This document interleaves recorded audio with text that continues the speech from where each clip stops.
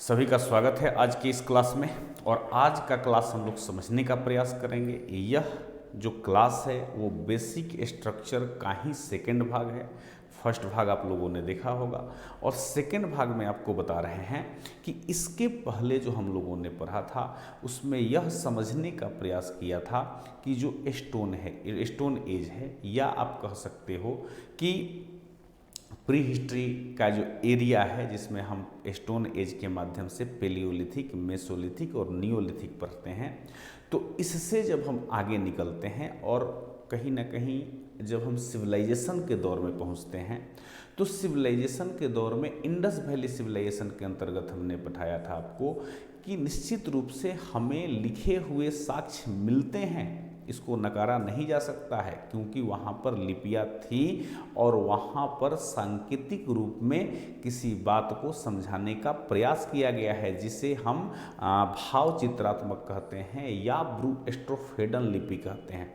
तो इस तरह की बातें हैं, लेकिन अभी तक हम उसे नहीं पढ़ पाए हैं।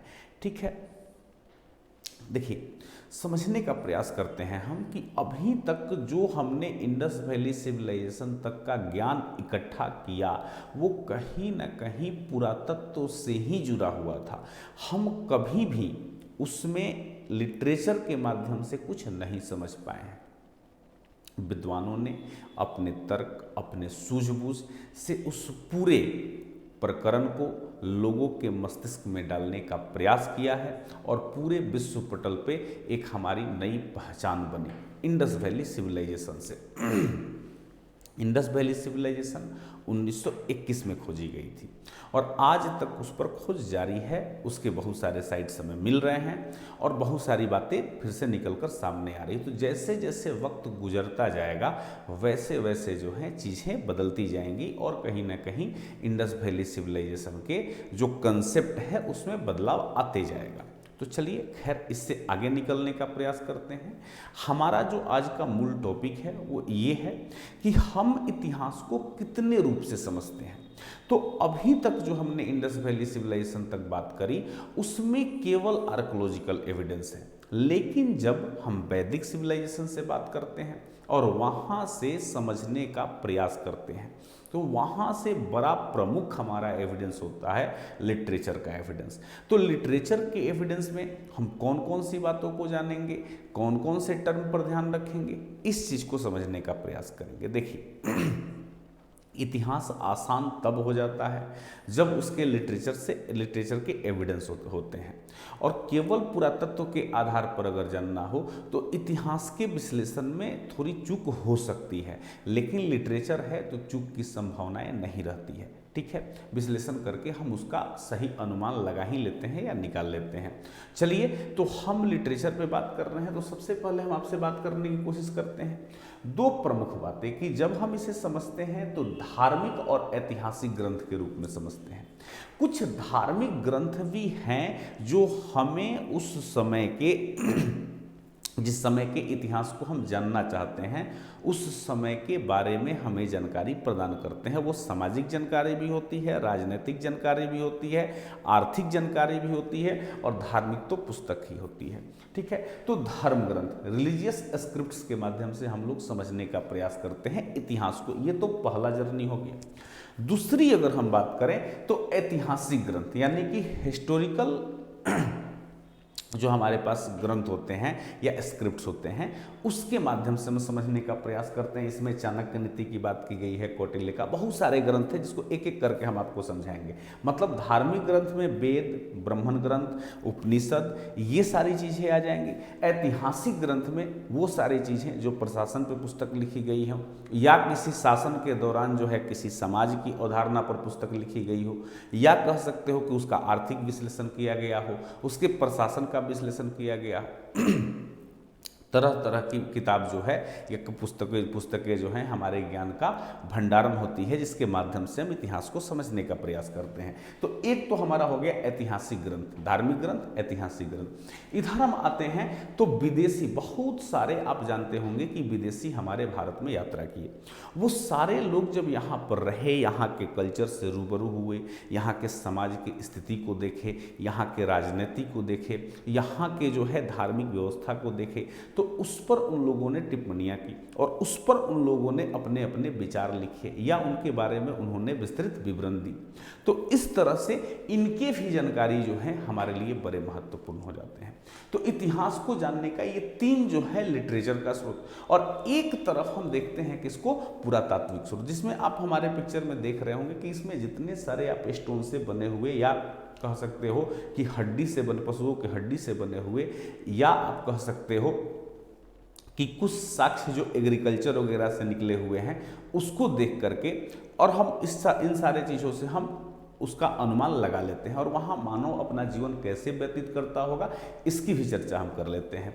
तो इस तरह से ये 4 बड़े ही महत्वपूर्ण आयाम हैं जिसके माध्यम से हम क्या करने का प्रयास करते हैं, तो आपको इतिहास को समझने का प्रयास करते हैं। देखिए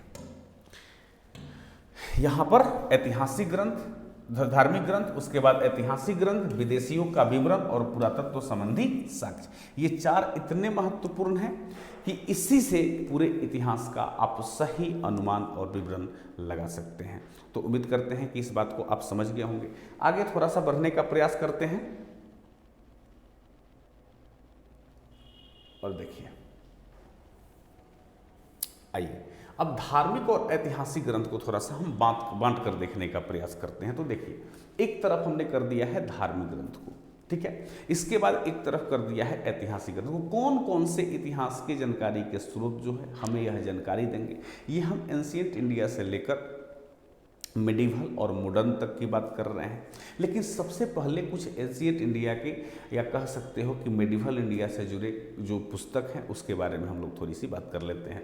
तो सबसे पहले है धार्मिक ग्रंथ और ऐतिहासिक ग्रंथ में हम लोग बात कर रहे हैं धार्मिक ग्रंथ में। तो धार्मिक ग्रंथ हमें क्या क्या जानकारी प्रदान करती है और धार्मिक ग्रंथ में होता कौन कौन सा है। तो सबसे पहले हम वेद को जब पढ़ते हैं तो वेद से भी बहुत सारी बातें अनुमान लग जाती है हमको, उस समय के समाज का, उस समय के सारे विवरण का हम लोग अंदाजा लगा लेते हैं। देखिए यहाँ पर 1 नंबर में है वेद, दूसरे में है इसी से जुड़ा हुआ ब्राह्मण ग्रंथ, तीसरा है पुराण, चौथा है वेदांग, 5वां है उपनिषद, इसके बाद 6ठा है स्मृति ग्रंथ, इसके बाद है धर्मसूत्र, इसके बाद है अरण्यक, उसके बाद जैन साहित्य और बौद्ध साहित्य। ये सभी जो है एंशिएंट इंडिया को जानने के धार्मिक ग्रंथ हैं। इसके बाद के भी बहुत सारे धार्मिक ग्रंथ हैं जिसको हम अलग अलग टुकड़े में आपको समझाने का प्रयास करेंगे।